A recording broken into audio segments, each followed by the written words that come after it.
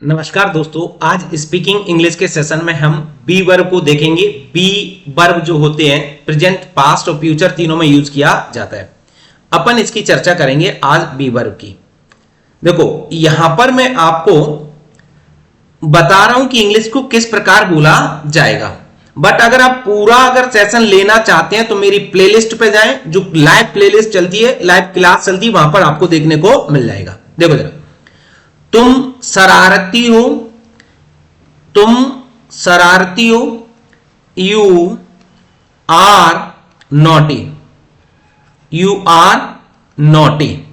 याद रखना है क्या होता है टेंस बनाने का मूल मंत्र, या मैं आपसे कहूंगा कि इंग्लिश सीखने का मूल मंत्र एसबीओ इज द मूल मंत्र ऑफ इंग्लिश, मूल मंत्र ऑफ इंग्लिश। बोले सर क्यों एसबीओ?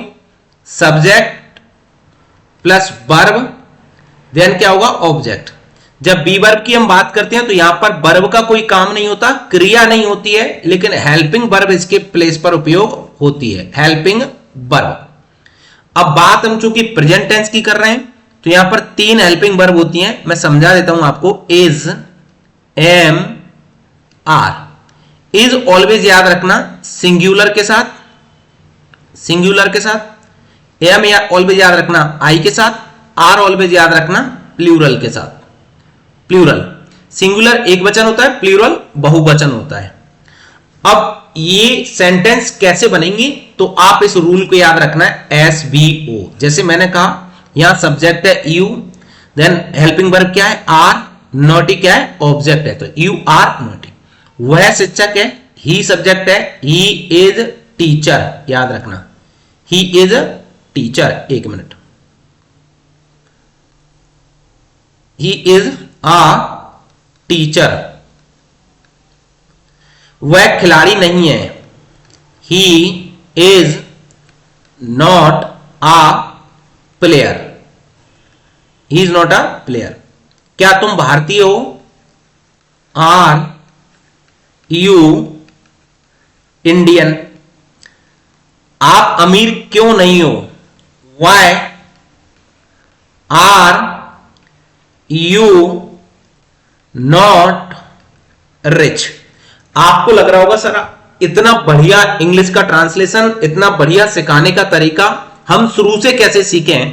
तो आप जाइए मेरी प्लेलिस्ट पर, वहां पर आपको बी वर्ब, प्रेजेंट, पास्ट और फ्यूचर तीनों देखने को मिल जाएंगे। चलो कुछ पास्ट प्रैक्टिस कर लेते हैं। इसमें हेल्पिंग वर्ब याद रखना वॉज और वर होती हैं, वॉज और वर। वॉज जो होता है वो सिंगुलर के साथ आता है, एक वचन के साथ। वर जो होता है वो प्लूरल के साथ आता है।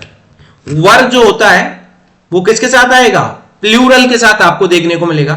तो सिंगुलर, प्लूरल क्या होते हैं, कैसे वॉज और वर का यूज किया जाता है, डिटेल वीडियो अगर देखनी है तो आप मेरी प्लेलिस्ट पर जाइए।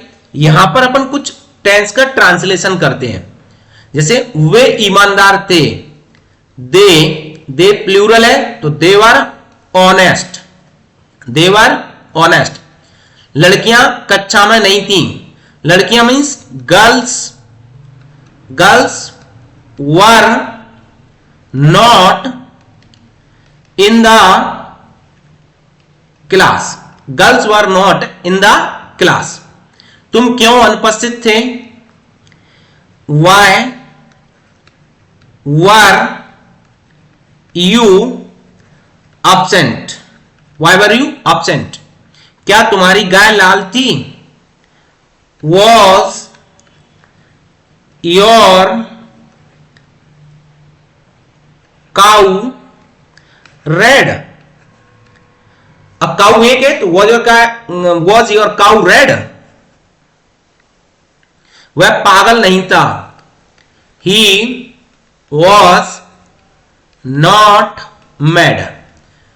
बनते कैसे हैं, रूल क्या है, आपको अगर देखना है पूरी वीडियो तो आप जाइएगा मेरी प्लेलिस्ट पर। चर्चा करते हैं फ्यूचर की। स्पीकिंग में ऑलवेज विल बी का यूज किया जाता है। वैसे सेल भी ग्रामर में यूज होता है, पर स्पीकिंग में कहीं भी सेल बी का यूज नहीं करते, तो आप केवल और केवल किसको यूज करेंगे? विल बी को। वह मेहनती होगा, he will वी मेहनती होता है, hard worker, he will be hard worker. हरे आम मीठे नहीं होंगे, green mango will not be sweet. अरे हरे आम मीठे होते ही नहीं है ना, खट्टे होते हैं, खट्टे होते हैं क्या? क्या वह अमीर होगा? क्या वह अमीर होगा? विल ही, एक minute, will he be rich? Rich, क्या वह अमीर होगा? वह बुद्धिमान क्यों नहीं होगा? वाई विल नॉट ही, बुद्धिमान होता है वाइज, वाइज, इंटेलिजेंट भी कई लोग बोलते हैं पर वाइज याद रखना। Why will not he wise?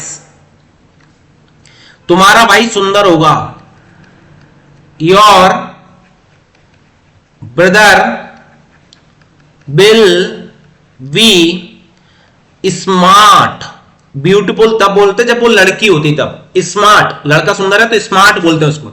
But आपको एक ही बात बोलूंगा कि अगर पूरा इंग्लिश सीखना चाहते हो तो आ जाओ प्लेलिस्ट पर, लाइव क्लास चलती है 7 to 7:30, आप उस क्लास में भी आ सकते हैं 7 to 7:30 PM। याद रखना ये लाइव क्लास का टाइम है, रेगुलर क्लास चलती है, आप इस टाइम में लाइव क्लास में भी आ सकते हैं। धन्यवाद, good night to all of you.